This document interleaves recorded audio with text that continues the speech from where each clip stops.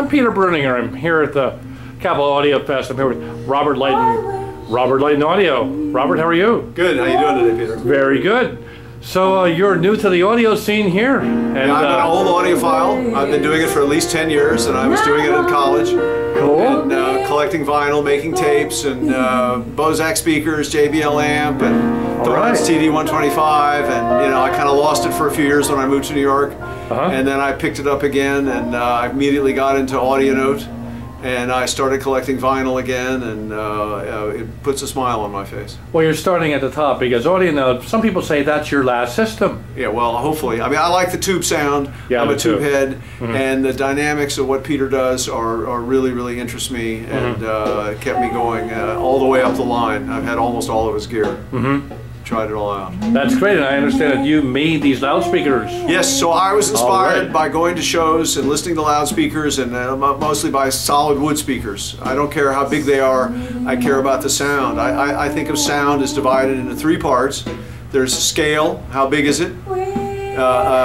Texture, how accurate is it? And speed. And that's all the categories for me. That's what I hear, and that's the easiest way to describe it and put it. These are my speakers that have a 10-inch two-way, which is very unusual, and it's made of the unusual thing is made of solid teak. The cabinet is made in my factory. I'm in the furniture business, made in my factories in India, and it's entirely handmade. It has a solid wood port. It's using silver wiring, and the drivers are made custom made for me in Japan. And what's unique about them is they use Alnico magnets.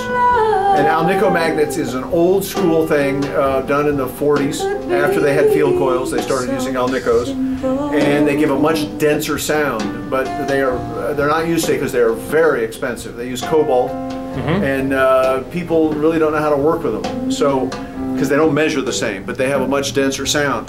We're using handmade paper cones, untreated. The surrounds are made of fabric.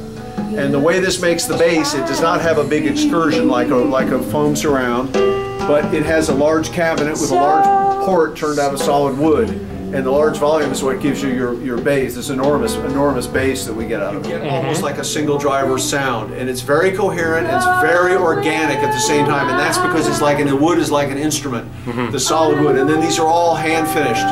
A lot of coats of hand rub, so we don't want them too shiny, and we want it to feel like wood as you touch it. Well, I'm also a Bozak fan that you grew up with too. Oh yeah, Bozak's the bomb. You know, the JBLs are too bright.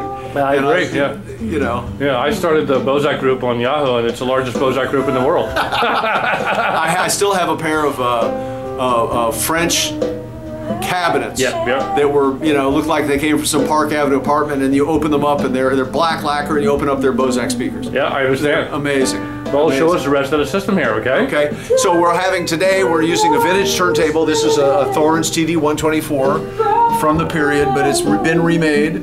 And we have a surround that I made in mahogany from my factories, and a tone arm bass, and then we're using an audio note new tone arm that's made of one complete piece of metal, going from the head shell on the front all the way to the back, and it's tapered, and it's actually made by a gunsmith. And it's a new item. It sounds fantastic. It's just breaking in. It has new silver wire on it. And then we have for the preamp, we have the audio note M3. Which is output transformer coupled with a phono section integral. And we have a transport 1, and then we're using our DAC 3.1, which is balanced, which also uses output transformers. And then for the amplifiers, we're using what's called Conquest Silvers, which are parallel 300B monoblocks. And I'm using what's called Pavon tubes, which are quite fabulous, black bottle tubes from Pavon. Hey, could you pick up one of the tubes and show it to the viewers? Okay, this is not a Pavon, but this is also a black bottle tube. And what's coming out of China now is really quite something. I understand that. Quite good. Yeah, quite good. So the ones that are in here have gold-plated bases, a little bit different, and beautiful sound, and it makes a huge difference with the 300B. It really elevates it dramatically. Understood. When you get some of these new tubes. They're in the league with I think with Western Electric. Well, great. Well, thank you very much, Robert. Okay. It's lots of success here at the Capital Audio Fest 2012. Thank you, Peter. Thank you very much. Okay.